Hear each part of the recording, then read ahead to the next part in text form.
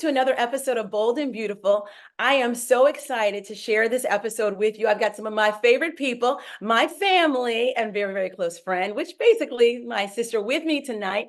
We are going to have an exciting conversation about Black history and about celebrating Black History Month. So just want to tell you a little bit about my guest today. I've got Dr. Lucinda Barron from Orangeburg, South Carolina. She is a retired professor from South Carolina State University in the Graduate School of Counseling. She spent 15 years teaching special ed in public schools and has written numerous articles in education, conducted seminars and workshops also in education. Next, we have Dr. Joan Holmes Mosley.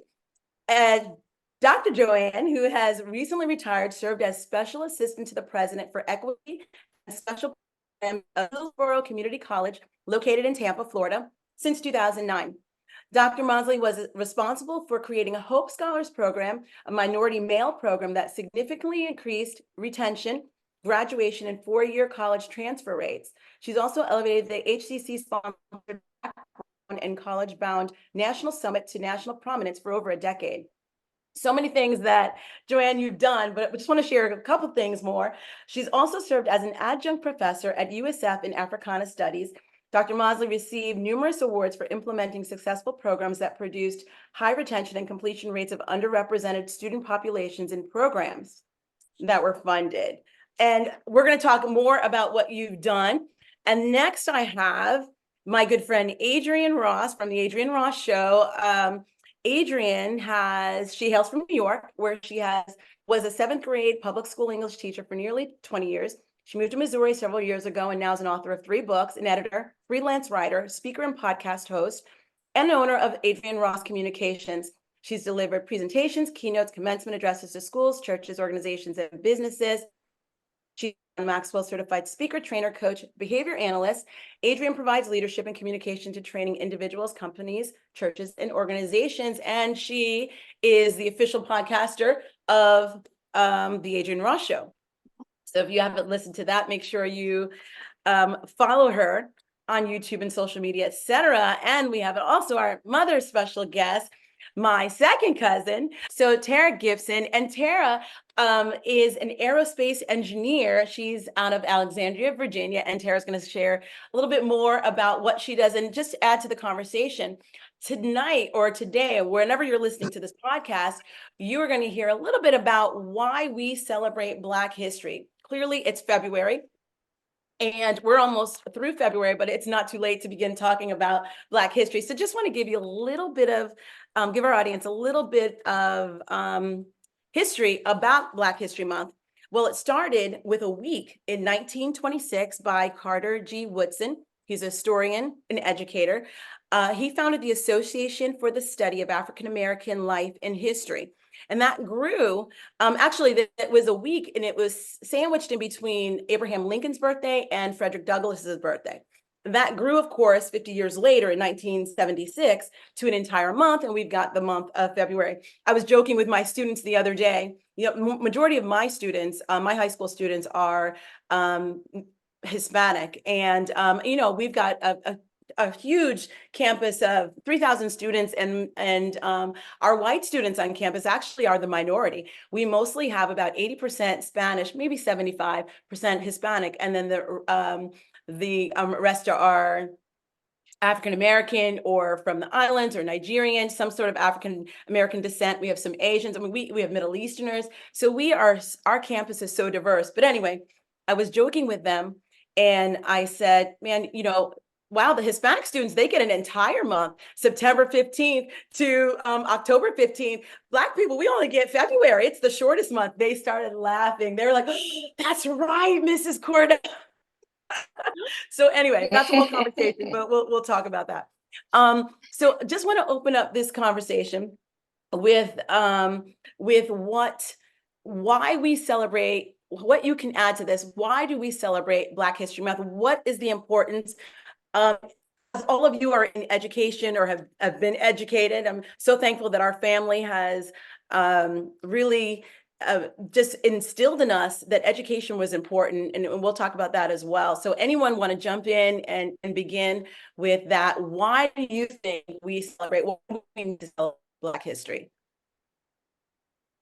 Well, I'll You know start. what? Just to Oh, start off, oh, okay. no, go, no, See no, how go on. she's my oldest sister. See how No, she that's all right. Go, go on. just took over and started talking. No, I'm just kidding. Go ahead. You Go can go ahead, Joanne. ahead. No, I was just going to say that um, overall history, we just talk about just telling the story about populations is critical in every aspect. And what was realized is that, for decades, that the major history taught in schools and celebrated was predominantly white European history. We know about George Washington, we know about Abraham Lincoln, we know about Christopher Columbus, and all of us religiously were taught all those historical contents. And it's because it was very important for the overall dominant culture to understand who they are, how they got here, and where they're going. And as our country became more and more diverse, particularly with African Americans, as you mentioned, Hispanic Americans, Asian Americans, Native Americans, and all other nationalities, it became more and more important that all populations need to know who they are, who you are living with.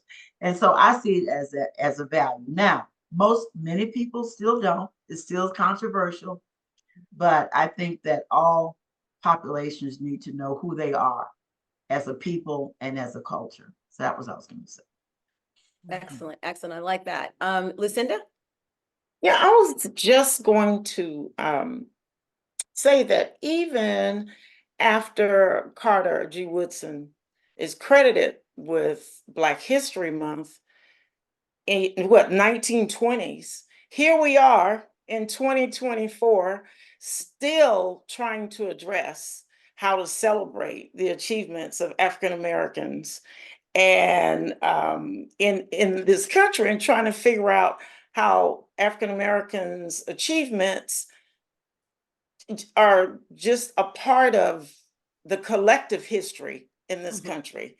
And so that's pretty stunning to me that for all of these years, we're still trying to almost fight a battle of trying to make sure that African American history is integrated in our schools, in the curriculum, in the community, and really just throughout the world, just to share the contributions of African Americans. So I think that's stunning. Yeah, no, I agree. I agree. And does anybody want to weigh in on why that is? Your ideas? Why, what is exactly? Well, Why we're still in 2024 trying to, establish our place, if you will, or just the understanding, just getting into the curriculum, just the regular curriculum, it should be entrenched in our textbooks. And it is still, as teachers, as educators, still have to supplement lots of material just to make sure we get the points across in so many different ways, outside of just pop culture and what kids are getting on social media. well, our history has really, really never been honored. And I mean, even starting with the Renaissance, and I mean, it just sort of came to a halt after a period of time when we were involved in integration and we had ethnic groups and other individuals being educated together, and it was just never honored, and it really has never been given um, the due diligence it should be. Um, I don't, I think that for some, and I think a lot of people have thought about Black history as well, we've been given it started out as Black History Month, but it really has never been accepted as Black history 30 year round. And that's just part of our life. history and part of our collective history. It's Right. really never been celebrated that way. So that's one reason. I don't think that that the artists and all of the talent that we have, and we have such rich heritage in the African American community, I don't think it's really ever been celebrated the way that it should. Wow. So Wow. That's important. Adrienne, you want to weigh in? Yeah, I think that unfortunately, there's a mindset that if you've dealt with Martin Luther King, if you've talked about slavery, then you've covered Black history, as opposed to understanding that it's so wide ranging. And so I think that people sort of feel like you should be happy with that and going about your business. But going back to your original question, though, I think I realize how much it means when my first day ever teaching. I share this story because I look through things like what you're asking through the lens of education. Right. So my first day teaching, this was the 96-97 school year. The kids are already at the school because the bus comes early. I come walking in, and no, I was not late this time. I come walking in, they were just early. And as I'm walking through the door, I walk through the door to applause. And then later on in the day, I had students who commented about having a Black teacher. It's about time we had a Black teacher. But one of the things that I really remember are students who said to me, does this mean we're going to celebrate Black history this year?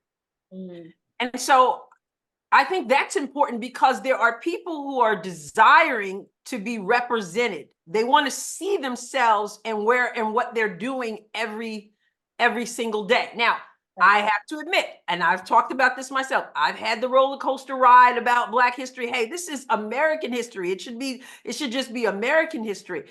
And so there's been that back and forth battle that I've had as well. But I think it's important because when you don't talk about the accomplishments, whether it's Black History Month or any time, okay, if you don't talk about the accomplishments of people, the mindset is if you're not talking about it, then they must not have accomplished anything.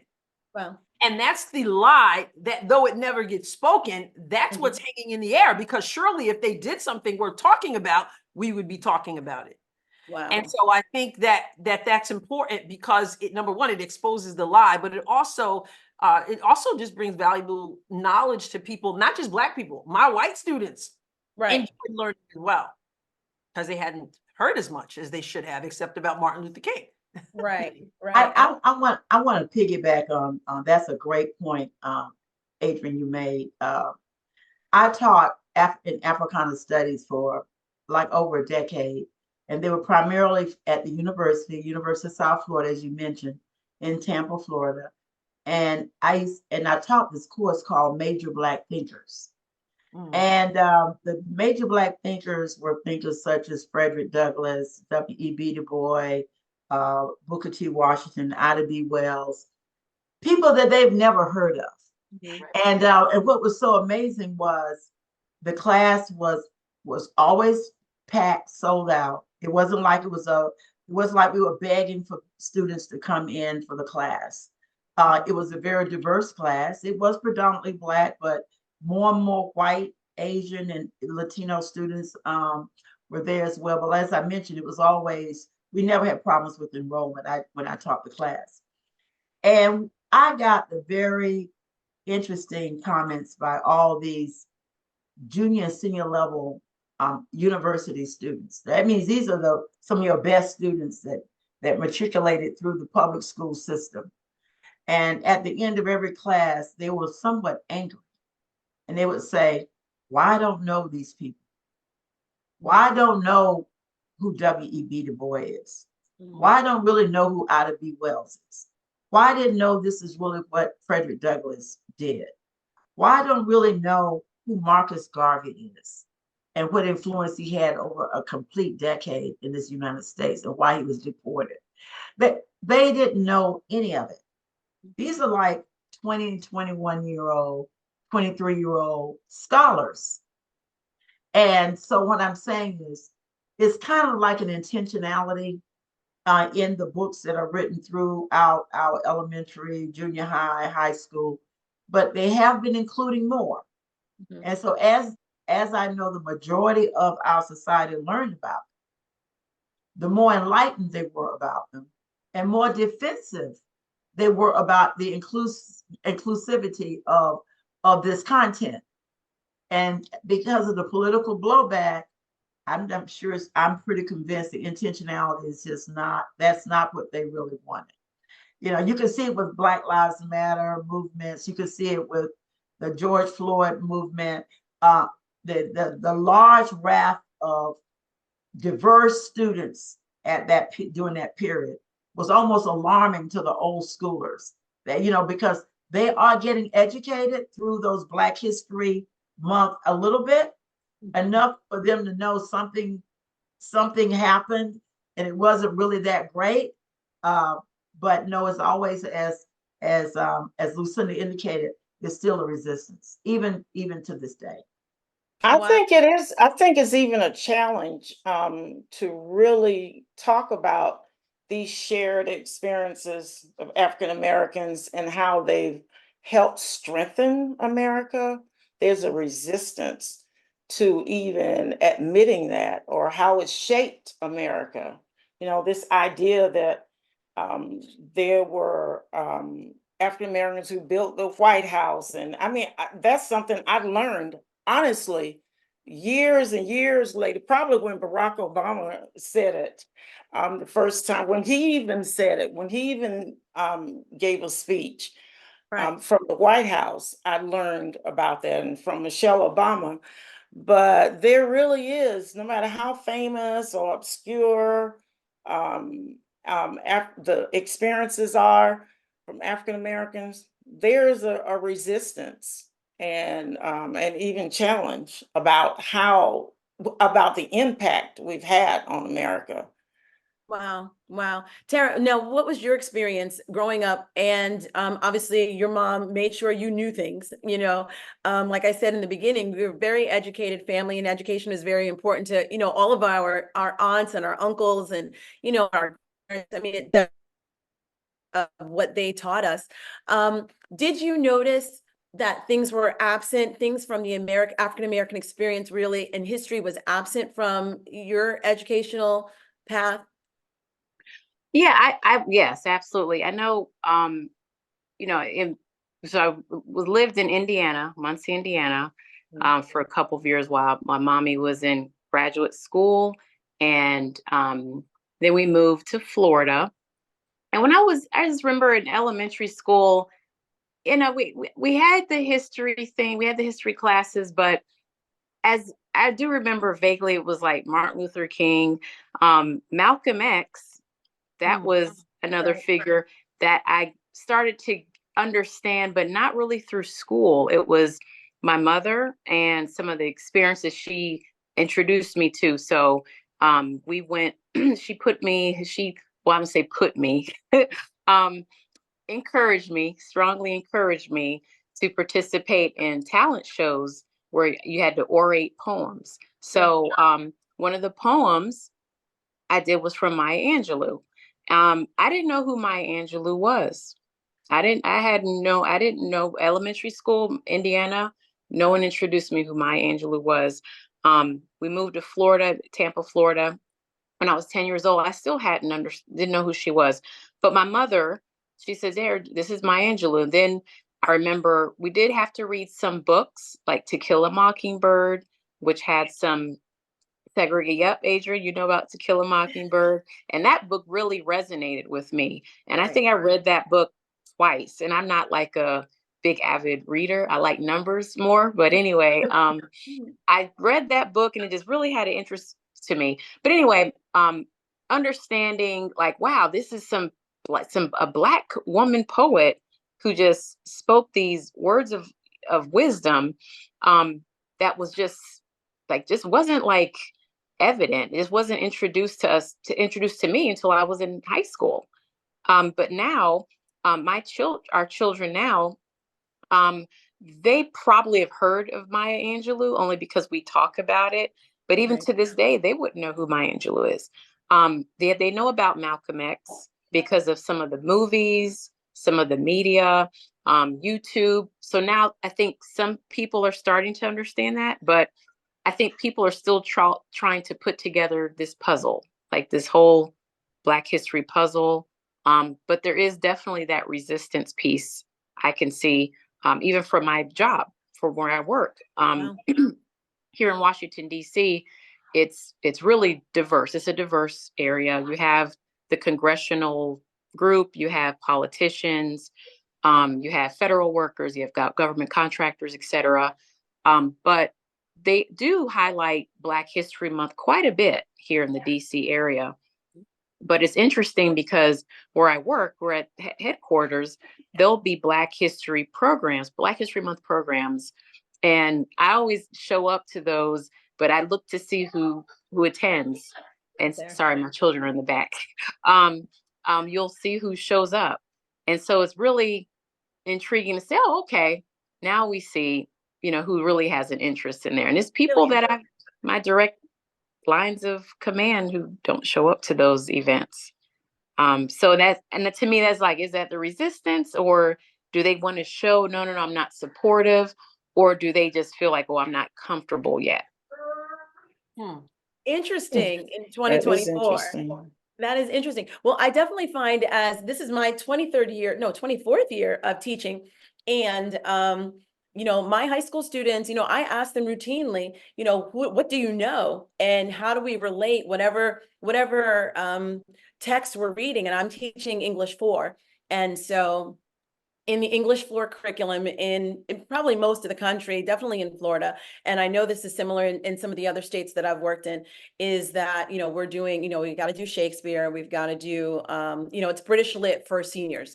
And so in British literature, there's not a lot of Black influence, but so That's I get that. That's culture. All this is cultural and historical. Right, exactly. And so when I get that, I take those themes out of this British literature of, 15, the Middle Ages to 16th century to 17th century, 18th century, and say, okay, how do we apply these themes in today's culture? Who are we looking at? Because I've got to relate all of this, all of history and what we're learning, and how I can get them to write about, some major just life themes, relationship themes to who they are. And like I said, my classrooms are a majority of minorities.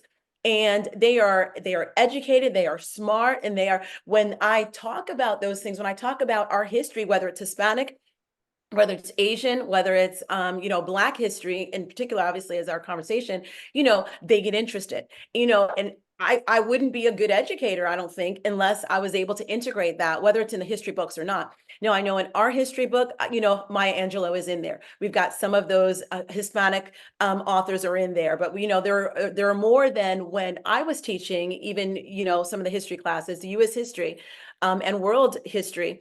When I was teaching middle school, some years ago, 2010, 2000 to 2000, maybe 12 or so. And, I definitely had to incorporate more of the story. Like, okay, guys, this is the rest of the story. But, and so, just made sure that our kids knew, that there's so much more than what's in this history book, and I am definitely surprised by how many students, how little students know. Yeah, it's sad actually. What, Uh, but I don't know if it's the students. Go ahead, Adrienne. No, I was just going to say, when I grew up, though, I mean, growing up in Long Island, for example, elementary, middle school, Black history was a part of what we did. Now, of course, I got some of that from home. When I first heard of Langston Hughes, it was from home, but we would have assemblies as well. And so, when it came to Langston Hughes, my sister had to do this poem. My Aunt Mary was going to make sure you got it right. You were doing it over and over and over, And so by the time I heard about it in school or taught my students, I had already heard, I am the darker brother. They send me to eat in the kitchen when company comes. That was in my home because we had assemblies and things like that. Middle school, we would get a whole list of certain, people from Black history or whatever. Now, you mentioned Maya Angelou, which is huge for me because I have found that when it comes to poetry, I still get messages this day from students, white students, mind you, because like you said, all your students, kid, they want to hear about this, they want to learn about this, they kind of pipe up the messages that are there. And I didn't just do Maya Angelou, Langston Hughes in February. Okay, I might have done it in April for Poetry Month. I don't know, but we didn't wait till February to do this stuff. But I get messages to this day. Just got one the other day. Could read it to you now, but I won't. But from students who will talk about Maya Angelou's "Still I Rise." I spoke in front of thousands of people at the John Maxwell. I qualified to speak at John Maxwell, and I shared that story about a student who said to me, sent me a message and said, "You know what? I was going through mental health issues when I was in your class, and I'd like to say that they're done. I'm still dealing with it. But when I'm going through that, I look down at my wrist and I read these 3 words and I find the strength to go on. Those 3 words, still I rise." That she got from our class just wanting to inspire them. Another student, white student, said something to me the other day. She talked about the impact that that poem has on her. So the message that whether it's poetry, whether it's medicine, whatever it is, people relate to resilience. So when people think, well, that's just for the Black people, or I've heard we don't do Black history because I don't have enough Black students and all that. You're missing the point. It is American history, and it's a life story that everybody can benefit from. Absolutely. And I like the whole passion behind it, because that I used to run into students who were in my class after finishing college, and they were like in their professional careers, and they would always walk up to me. I would see them in certain fashions. They would go like, "I'll never get over your class.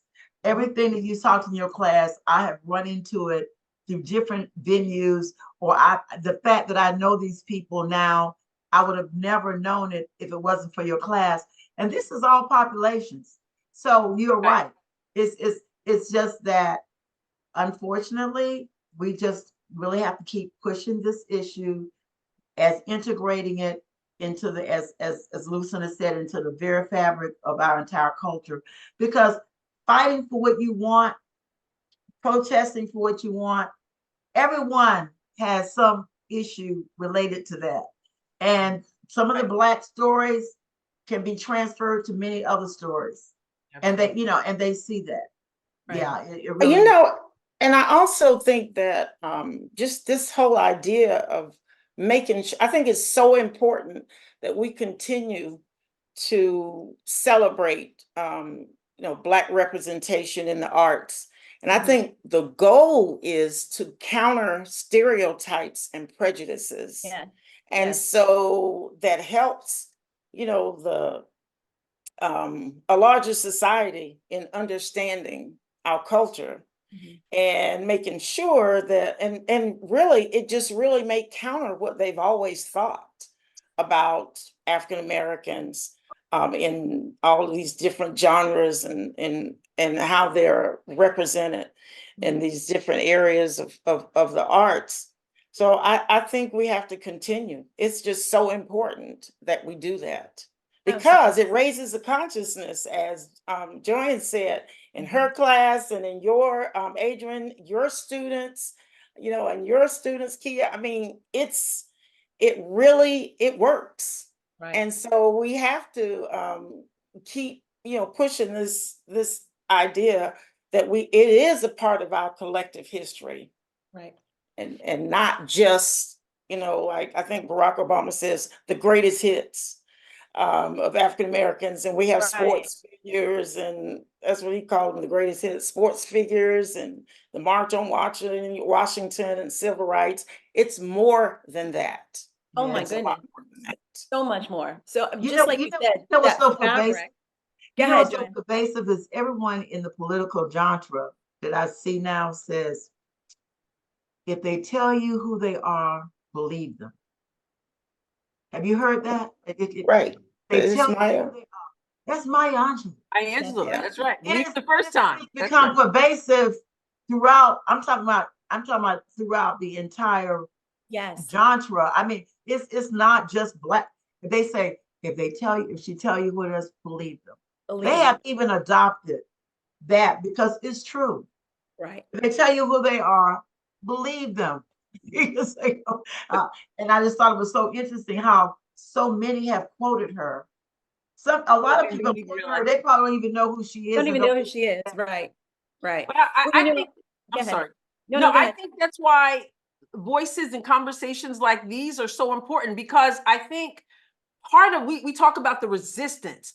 Part of the resistance is that I hear people talking, well, they say they want a colorblind society. You know, they say they want a colorblind. And so I recently dealt with that because I don't recall saying that, you know. And so they quote Dr. King about not being judged by the color of their skin, but by the content of their character. And I say there's a difference between being judged by the color of your skin. I don't mind you saying that I'm Black. I don't mind you saying that I'm Black. I don't trust people who say they don't see color. I don't, because here it is, right? So Right. yeah, my problem is not you seeing my color. My problem is that that's all you see if you look at me. But there is a mindset that some people are offended because they're like, well, why is it Black history, or why is it this and why is it that? We're supposed to just be all, you know, all one and colorblind. And I think they're missing the point, because we are diverse. God made us diverse. We have different cultures and different experiences. So why not celebrate those? I'm not interested in color. Hey, I'm all for Hispanic month, appreciation month, and all of it. God made us so diverse, and we come with so many different experiences. Why do we want to pretend that they don't exist? Right, right. And to piggyback off of that, and to kind of move our conversation along a little bit, is that what do we do? How impactful is it for just an individual, for a young girl, for a young boy, a Black girl, a Black boy, or you know, any mixture in between, to understand who they are? You know, I remember growing up, you know, I would not have known about Black history had it not been for my parents or for my family members or for Lucinda, you and Joanne, you, and just not, you know, just being able to look at you. And I was thinking earlier as I was driving home from work, thinking about Aunt Edna and your mom, and how much I just admired her and respected her. She was the classiest lady I've ever known. And one day I'm going to be just like her. She was just so kind. I mean, she had the biggest heart. And I was driving home and just smiling, thinking about, and I thought, you know, there are so many people who have gone before us, who have, you know, who are ahead of us, and, you know, and just laid foundation in elementary school. You know, I grew up in elementary, middle school, and I was, you know, the only Black student in the class for many years. You know, and just so whenever, you know, and still this affects me today, whenever I go to a spot, to a place, or am part of a conversation where, you know, where I can identify as a Black American, as a female Black American, even, you know, who has been successful and who has done some incredible things or overcome incredible challenges, it fills my heart. The summer, now, was it this summer? Maybe last year, David and I finally got to go to the African American Museum of History in DC, and it has been on my list. And when they first opened, we could get tickets, and me and I thought, okay, we got to get there. That's the first place we got to go when we get to DC. And I was so proud to walk through. We went twice. You know, we got to go back because I feel like I missed something. We went back, and Yeah, I've got take me. pictures galore. Huh? Take me. Yeah, right. Oh, you have to Incredible. go. It was one of the most incredible museums. I mean, really, it really Yes. is. And I've been to many of them, but you Right. can't Wow. beat that one. That one's It's- probably the best. But you know, I Yes. saw on the news today that they're resurrecting the Harlem Renaissance in New Oh, York, and it opens February 25th. I thought that was Wow. fascinating. that Wow. is. Oh And my goodness. so they're really bringing back all of these contributions Yes. of all these from all these performers and artists, and they really supposedly talk about how they played a crucial role in our Black identity. Mhm. And so they did a little short excerpt on TV today, and I mean, I had no idea they were resurrecting the Harlem Wow. I didn't know that Renaissance. either. I didn't. That's so exciting.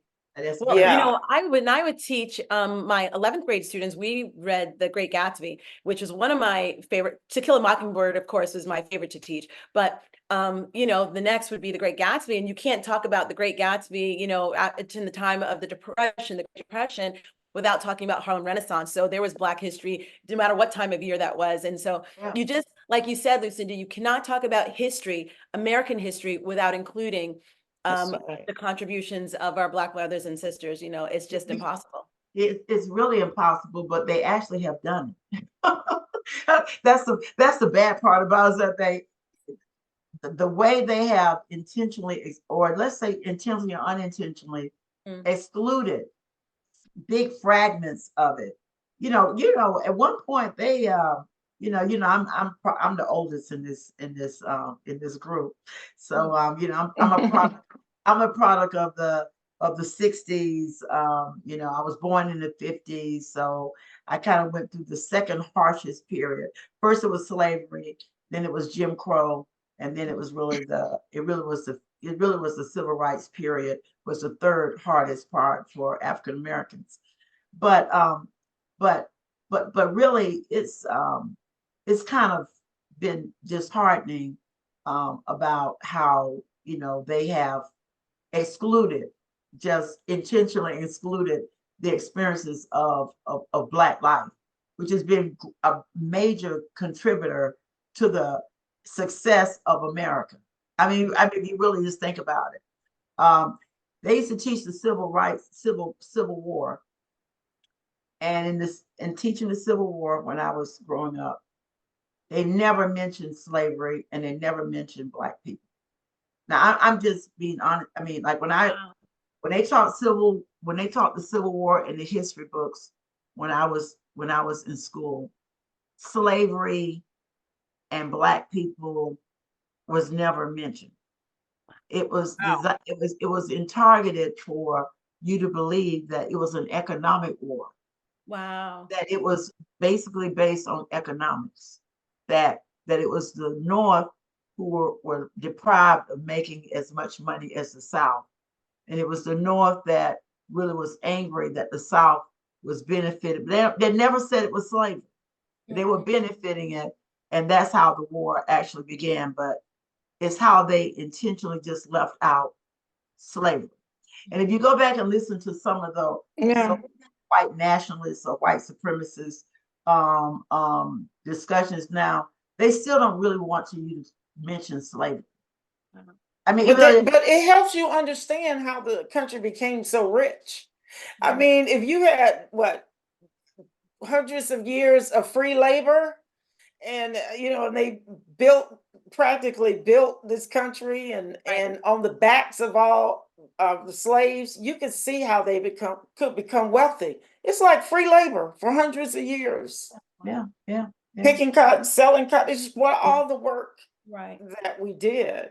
But they don't want to talk about it. You're right. No. And it was just, they didn't.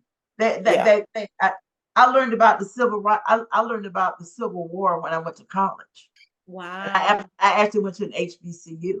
And so that's how I learned more. I've learned more Black history at North Carolina A&T or HBCU than I ever learned. And let me share this with you. I went to segregated schools, but we had to read books written by white America. So our authors were not Black. Our contributors were not Black. So we were educated through those means. So, we learned math, we learned science, but when it got to history and literature, we were not taught that. Wow. Do you think that was as a result of kind of a blowback of being forced to integrate? Like we'll show you. You want to be in, we'll show you what that's like. Then you're going to be here. We're not going to assimilate, but you're going to integrate into us. That's interesting. I've never heard that. Yeah. From that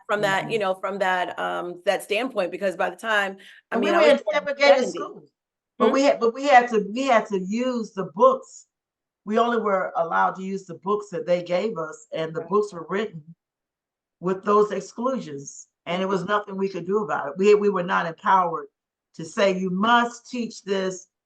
We just learned it and just went on. Wow. And that was when we saw the void occur. And this is when they became much more forceful with Black history, Black studies. Remember, Black studies emerged in the 60s. Right. That was after the protests, the civil rights movement. Mhm. That's our era when we knew it was intentionally excluded. And so because we knew it was intentionally excluded, that's when they demanded that a course be established at the college level to address it. And then it kind of seeped down to the high schools. And if you go to the state where we are now, you know, our governor's gotten rid of all that. I mean, that's all like been banned. The Black history has been banned. I guess you all know that, right?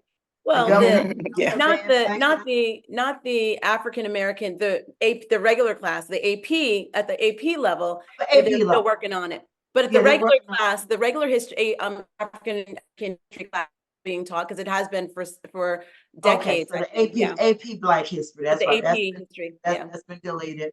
And diversity, you can't use diversity. Well, they've just gotten rid of the diversity programs in Diversity schools programs. across the That's no country. longer, you know, legal. I mean, from a state, Florida state, you know, Mhm. and they're banned books, you know, banned books that Black authors wrote that, you know, Yeah. in elementary school. It is all part of this backlash. You know, it's all this part of this backlash. It's not going to work, but because I'm a product of the 60s, I've seen this before. You know, we've Right, already right. seen this. We've already seen this We've been movie here. play out, and it's going to be a little rough at first, but the bottom line is it's a no-win. But It's you not know, gonna work. Okay, so let's see who wants to weigh in here. When we're looking at, I mean, I'm kind of you know, I'm not going to teach anything I don't believe, and I'm going to believe whatever it is I teach. So, you know, my books aren't banned in my classroom. You know, I've got Toni Morrison. I've got all my, you know, especially for Black History Month, I've got my authors out there.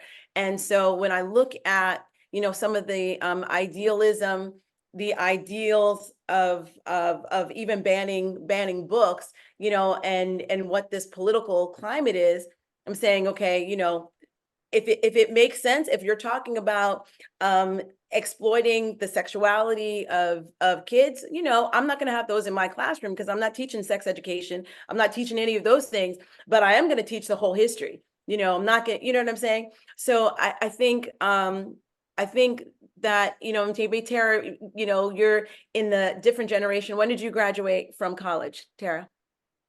99. 99. Oh my goodness. Oh, yeah. Yes, yes. Okay. So Joanne, so we've got like all these generations right here. So this is so rich because we need to know what happened in the 50s and the 60s. We need to understand that process.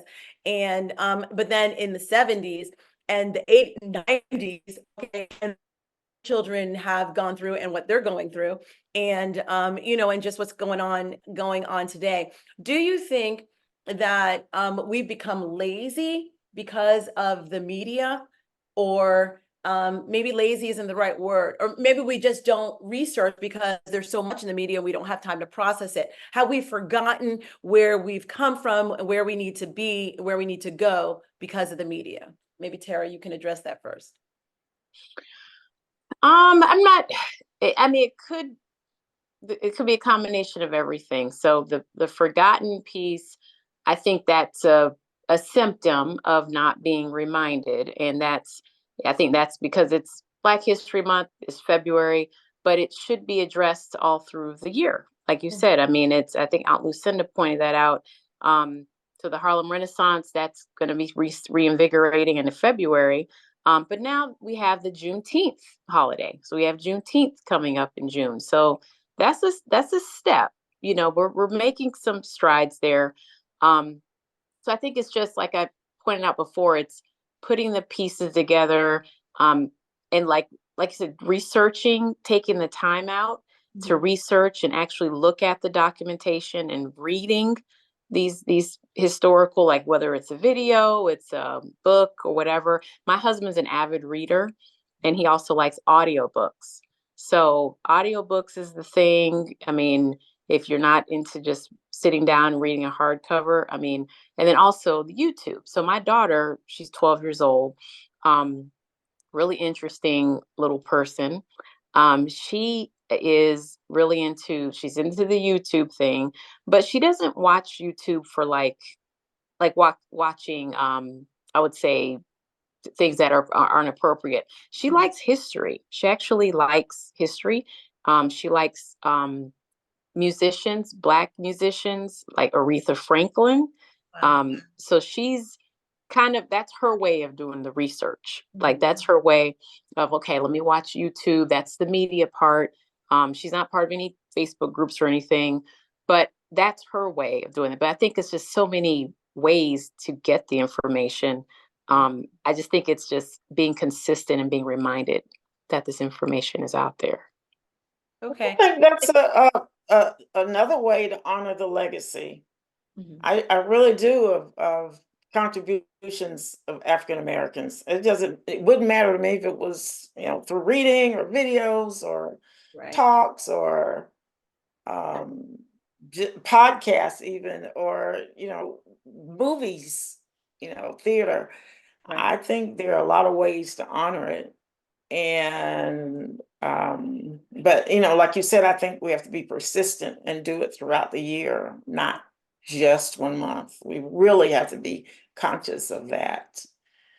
We need another paradigm shift that is not, that's long lasting, that is not, it's not temporary. It's not at the precipice of an event or a horror story or a traumatic, traumatic like George Floyd.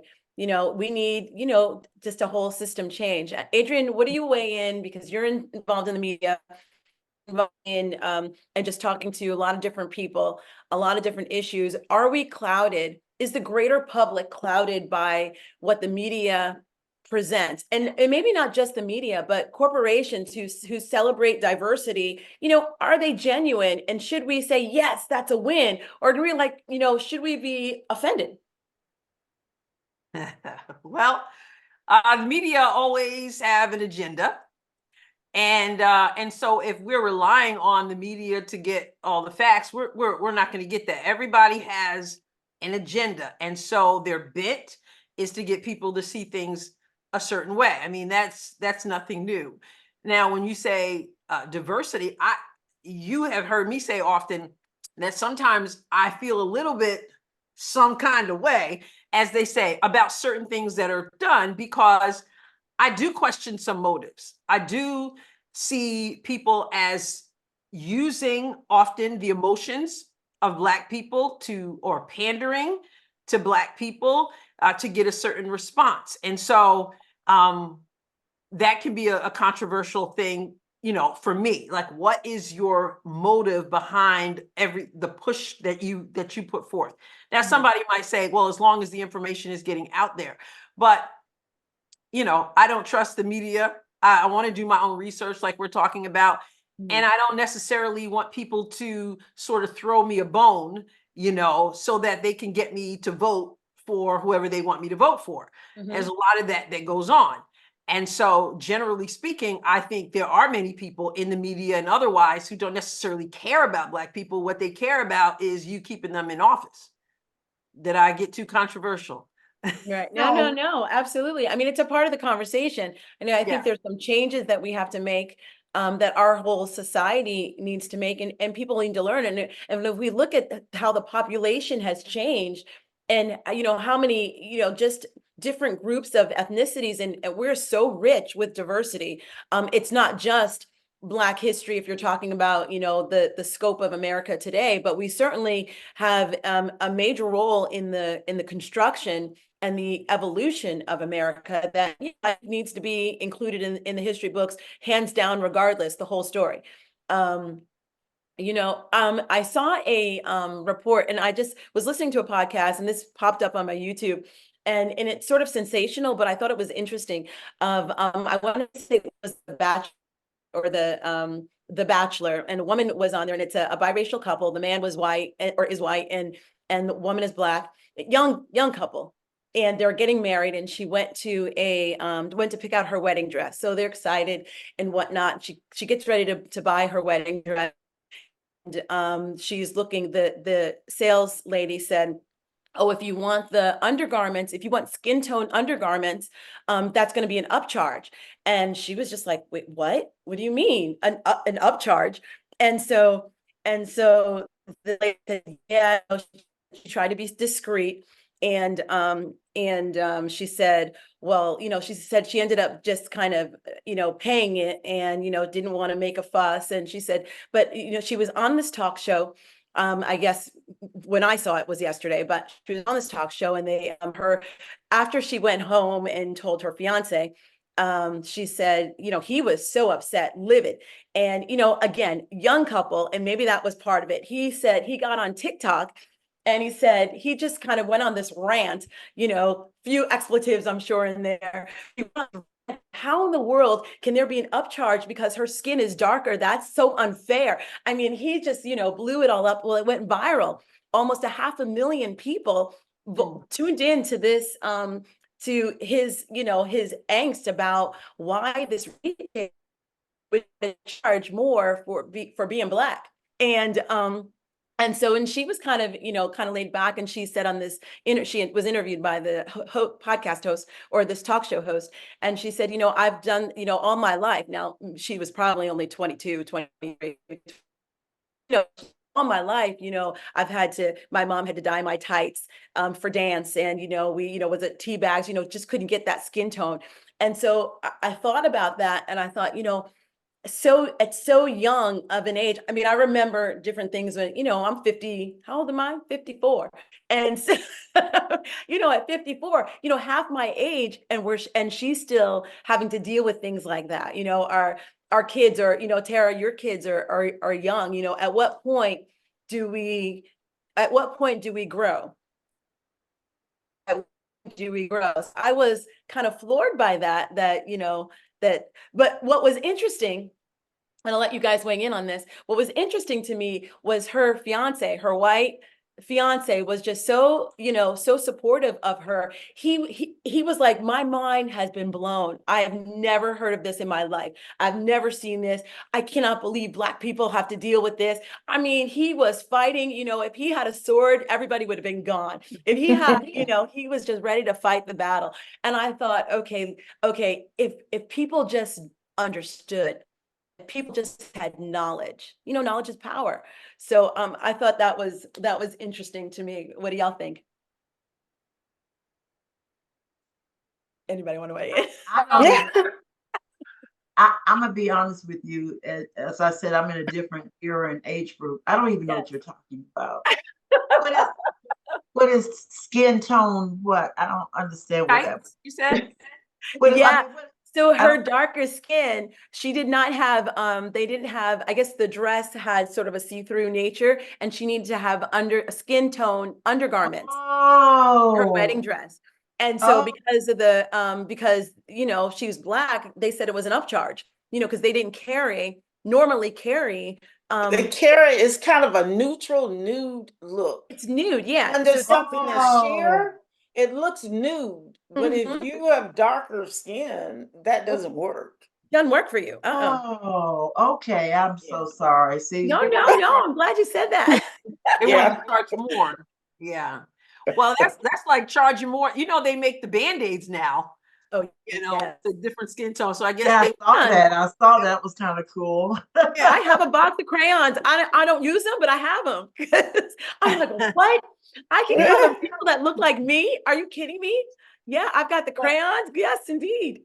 It reminds me of when I think I was making a vision board. Maybe it was I was making a vision board.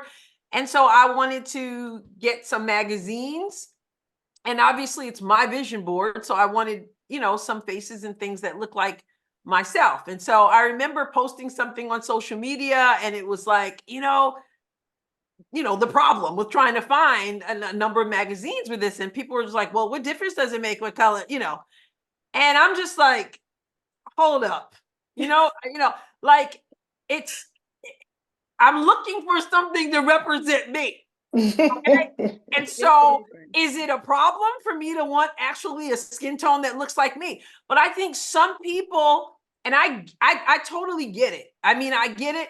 I'm an American. I get that, but I think there's some people who just feel like it's a noble thing to not, to just be like, it's just all. And I'm like, I noticed that you didn't put the Black people in your vision board.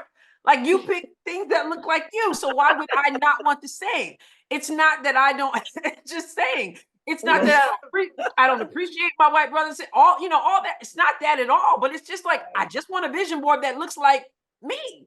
Right. And people get all bent out of shape sometimes in their desire to say, hey, let's just move along. Let's just do this. And I'm all about moving along. I'm all about the oneness, all that stuff. But don't act like you were picking the Black faces for your vision board. Right. I mean, it's sort of like that question and book. Why are all the Black kids sitting together in the cafeteria? Don't even get me started on that, because I went off on somebody one time at the church picnic. I used to teach from that book. That really agitated. It was a very diverse teaching class, and I actually used that book as one of my books, and it didn't go well with the white. Wow. Yeah, we get it because the woman who wrote it is a psychologist, and so it really is a psychological twist on why the people who have the same culture and the same race, why do they gravitate towards each other? And for some reason the white students didn't see themselves as gravitating against to each other when that is pretty much the norm. So it was just kind of an interesting dynamic about that.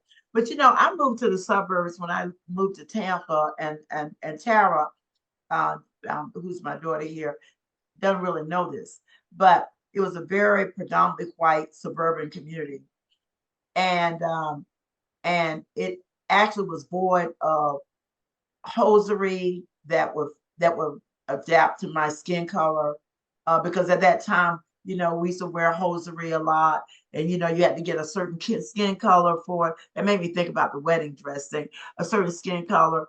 They didn't have makeup. They didn't have hair care products, and it was right in convenient areas right near our subdivision. And it really motivated me to move out of there, because I got tired of driving far away to get Black related products, to get products for my daughter, products for my hair. And it's really interesting. And so I remember my son, I finally moved into a little bit closer to a more urban area, kind of urban, suburban. And my son said, "Mom, you moved to the hood." And so I was like, no, but it was interesting, because when I moved to the area, which is closer to the university, which is a much more diverse community, I had no problems finding hair care, anything that I want. And people need to understand that in marketing, as well as anything else, that people go what is going to fit them, and and we spend money too. That's so right. So spend a lot of money. Yeah. A lot. Excellent. Well, I think we're gonna about wrap this up. This has been an interesting conversation. I do have one other area, Taryn, I want you to weigh in on. How did you get involved with engineering? Because first of all, for we constantly have a sort of a push for students, and especially students of women, but students of color, women of color, to go into STEM fields. Mm-hmm. So yeah, I mean, I've said before, I kind of alluded to that. Like reading, yeah, I'll read if I have to. I like audiobooks. I like the YouTube thing, Amazon Kindle and stuff. But numbers, like I've always been just fascinated with numbers and math, and a little science. And so just from when I was a kid, just when I was elementary school, and then junior high came along. And then still math, that was just my thing. And then in high school, and then I was my talking to my mother, like, what major? God, what would I do in college? I do want to go to college. What would I major in? And first I thought, yeah, medical school. That's initially, yep, med school. That's math, science. But then I was like, oh, I don't know. You're in school, then you got to do the residency, then you go to do some other thing after that, and it just was like I didn't know if I had the patience for it. So my mother said, why don't we look into engineering? She said, I work with some students who are in this school of engineering. That might be something to consider. And I said, you know what, that's the way to go. And I don't think, and I'm trying to remember, Mommy, I don't know if it was Cornell. It was one of the students you introduced me to at University of South Florida. And then Dr. Shields. Yes. And then Dr. Joyle Shields, who's one of my mother's really good friends. Her daughter is an industrial engineer. So she introduced me to her. And she just was a normal human being, because I always thought like engineer, it's going to be kind of like nerdy, and you probably will get like some boring job. But yeah, I said, you know what?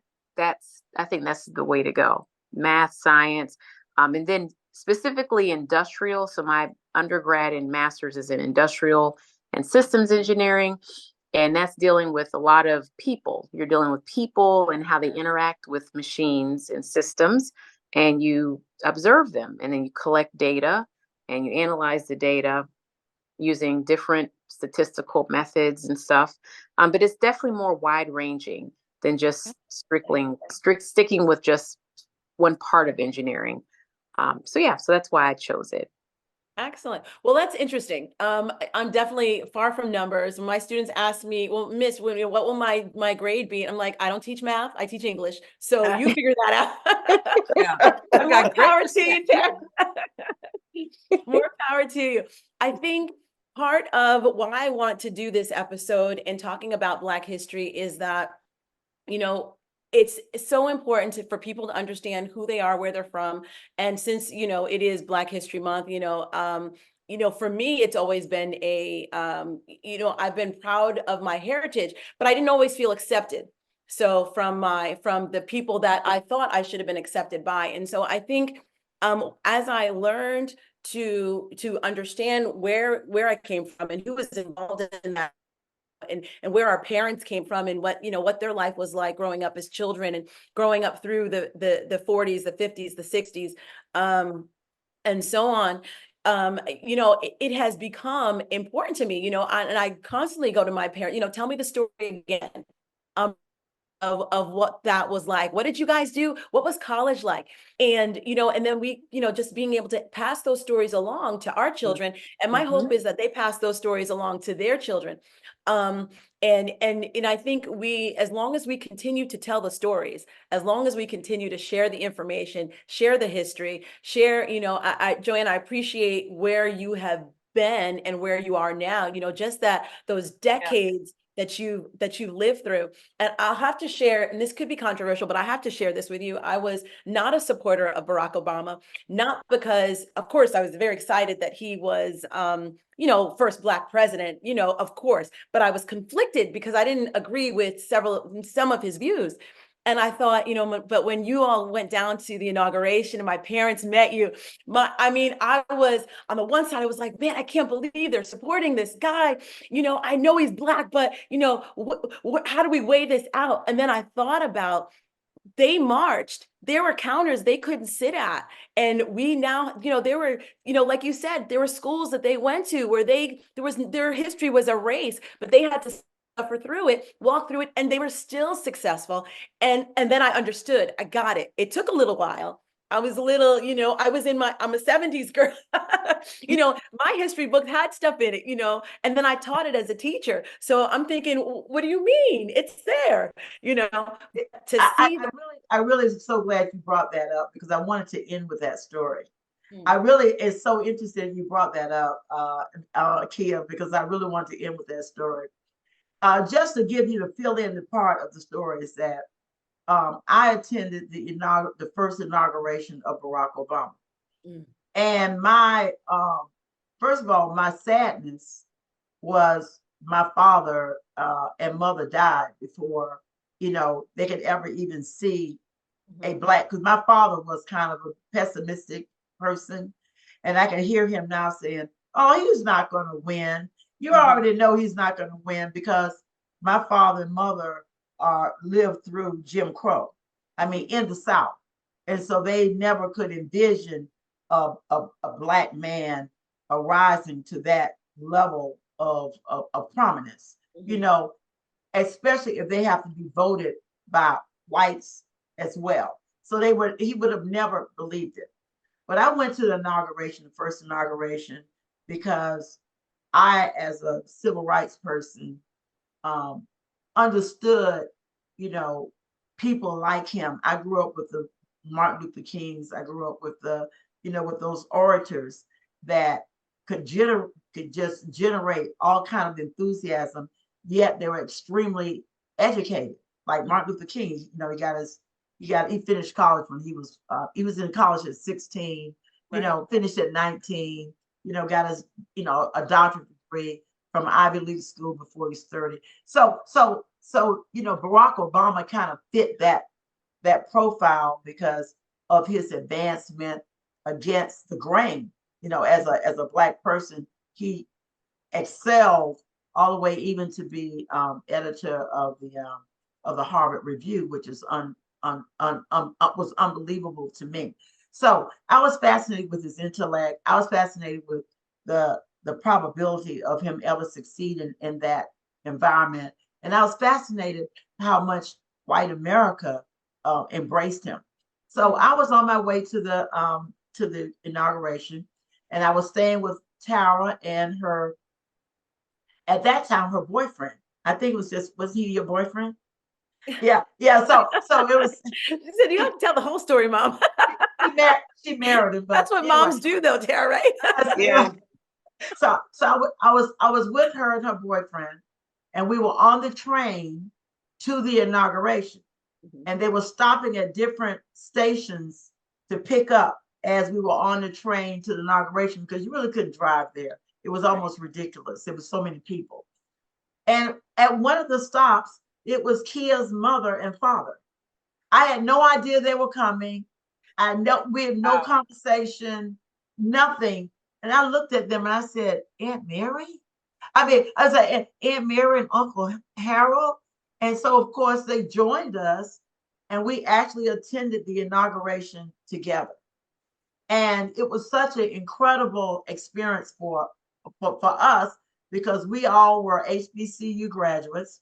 We all were products of segregated South. We were all products of segregated schools.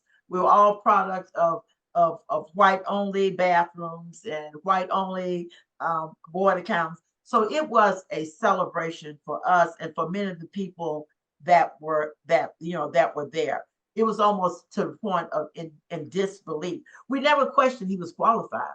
We just never believed that they would actually reward him for his skill set and his qualifications. So yeah, it was a wonderful experience. And then afterwards, we went to I didn't know all my cousins, and this was on my father's side, were in town, and so they were at a like a restaurant bar area, and we all met there, and it was like 10 or 12 of them coming from Texas, from South Carolina, from all over the United States. They all were there as well, and they were all like kind of in my same age group, and it was just a really big kind of celebration. But yeah, no, that was really fun. But your parents, we got off on the bus stop, and I'm like, Aunt Mary, Uncle Harold, and we just like screamed and hugged, and then we all hung out the rest of the day, and it was freezing. They look back at that fondly. They called me. They're like, you wouldn't believe who we ran into, and all of these people, and I feel like that was a God moment. And I understood more. I didn't understand right that I was very excited about, but I understood more as I had to digest it. And I thought, that was truly remarkable. in that, having lived through all those things. And I still tell my students stories from my parents, and mommy having been arrested and, walking with Martin Luther King and, not with him directly, but from South Carolina State College and just things that they suffered through. And they have like on and just the biggest heart of anybody I know. They would give the clothes off their back to anybody. They wouldn't care where you came from, what color. I mean, just no animosity. And I thought, that is, it's such a testament to, the God that they serve, but just the love that's within them, no That's true. matter what, even My in the mother midst would of all have, the my things mother would they've have been been in through. tears. My mother would have been in tears if she had witnessed that. But Yeah. my mother grew up through Jim Crow. She grew up through she taught at segregated high school, elementary school. She's a first grade teacher. Mhm. And she was a first grade teacher at school and at home. She never changed her Nope. personality or behavior. She was always the first grade teacher, and kind, supportive, the whole bit. She actually helped raise my daughter, Mhm. and when she moved and relocated to Muncie, Indiana, and anybody knows where Muncie, Indiana is, that's kind of like white middle class America, in Indiana. She taught there, and she taught there for Lucinda, what, 10 years maybe. I think In Muncie, in Muncie, maybe probably at least it was probably about 15 years. I think about she was 15 there. years at an Yeah. elementary school that was Yeah. integrated. It was Right. predominantly white. Wow. And she never came home and never mentioned anything about the race of her students. The Mhm. same thing she did at the all Black elementary school in South Carolina is the exact same thing she did for the students at the diverse majority white classroom that she was in. And Mhm. she never mentioned it. She was the same person. You would not even know. She was still making her bulletin boards, still doing all the things that she normally does, and that was just the person she was, which Yeah. is interesting. No bitterness, no in nothing, That's nothing. incredible. Yeah, Incredible. You don't necessarily get that under that same level of maturity and kind-heartedness right, with people today. It's right. a different scope. And so, I think as an educator, I always have to be aware of, they can't have pieces of the story, because then they go off with not knowing, with not having the whole story. And I think that untruth, discolors, or, just gives them an altered perspective that they don't really know what to do with. Um, and so I think, we're responsible. We're responsible to tell the story, You to have tell to the tell the stories. story. Tara will tell you that. I think Tara, I forget what grade it was when you wrote an essay about your grandmother and how she grew up in Jim Yep. Crow and progressed all the way through. And and she got rave reviews by the essay. But that's the story I told her. And Yep. she told the story as an essay for a school project. Excellent. Hmm. Yeah. Yeah, excellent. Well, I'm telling you, we have a rich heritage, and people should know about it. And so I enjoy celebrating Black History Month, not just in February. And with curriculum restraints, I usually go into March and April. They're gonna hear about it throughout the year. Um, but I'm definitely thankful for that. I'm thankful for our parents. I'm thankful for, I know Adrienne with, Aunt Alma and your Aunt Mary, educated and strong Black women who, instilled that, you were going to be somebody. Didn't matter what people said, or, what were the outliers. So we have been blessed. We have been blessed. So Yes, we thank have. you so much. Anybody else have anything else to add before I close this out? I want to add one thing, because we were talking about poets and stuff. And as we're having this conversation, my mind went back to something I haven't thought about for a while. And that is how important it is, again, for us to share the stories. And I remember a holiday. My family was at a friend's house for that Thanksgiving, it probably was. And I met a woman, I don't remember her name, but I remember sitting on the couch with her, and she had a book by Paul Laurence Dunbar. And we sat there together. And that was, there's that I always wanted to be an actress, and I found being an English teacher the second best thing, And but I remember just sitting there with her, sitting next to her, so close to her, and she was reading Paul Laurence Dunbar in that dialect, and then I would do it. And then she ended up sending me this book, this yellow book, and that's where Maya Angelou gets, I Know Where the Cage Bird Sings comes from one of his poems, Right. and we wear the mask and all that. But it just lit something in me. There was such a hunger in me from just being introduced by someone I met one time sitting on the couch whose name I do not know, but it lit a fire in me. And I think that we can do the same thing. I think as much as we think as educators and whatever it is we do, I think if we're waiting for other people to do it, then we miss those opportunities like I had with whoever that woman was. There's so many people whose lives we can touch, even if the school system drops the ball. That's powerful. So I expect a book written by all of you by the end of next year. There's so much to say. There's so much to say, so much to tell, and so much to share. But anyway, thank you, everyone. I appreciate you. My family, I love you. Thank you. We need to have a family reunion soon. All of you. I enjoyed it. Nice meeting you, Adrienne. I did Oh, too. you all too. I enjoyed it. You're just I'm like soaking it all in. Thank you all so much. What an example. Definitely. Well, don't forget to check out, look, if this is the first episode that you are watching on Bold and Beautiful, please go ahead and like and subscribe. Go to my YouTube, go to my social media platforms, anywhere that you get your podcast platforms, like and subscribe, send it, share it. We're celebrating Black History Month because there's so much to share. So God bless you. Have a great night. All right. Thank you. Good night.